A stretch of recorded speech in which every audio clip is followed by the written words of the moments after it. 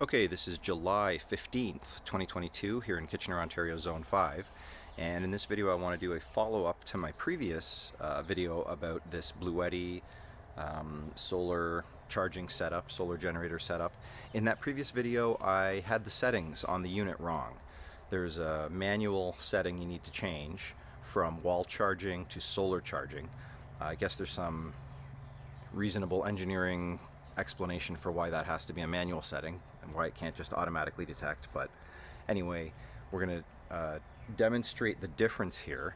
I've got a pretty ideal setup here in my driveway. The driveway is fairly bright, so we're getting a bit of a bounce from that. It's about 9:15 in the morning, and I've got these set up pretty much, perfectly oriented to the sun. I've played with them a little bit to get them pretty much square. And so now let's look at the unit. The unit is charging now. You can see we're getting in the vicinity of 280 watts with these conditions.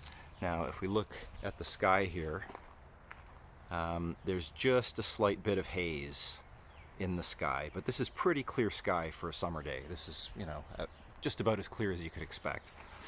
And so ideal setup, ideal angle. Still kind of early in the morning. It's not the direct noon sun, but 280 watts. Now, if we go to settings, here's the setting, DC input source, and you can see I've got it set to PV. By default, it's set to this other thing, others. And you'll notice, if I try and change it, it won't let me change it while it's charging.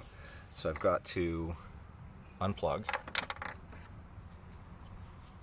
If we go back, we'll see we've got 0 watts of charge. We'll go to our settings, turn off the PV. Now it's set to wall charge. I'm going to plug it back in, and it's going to slowly climb up.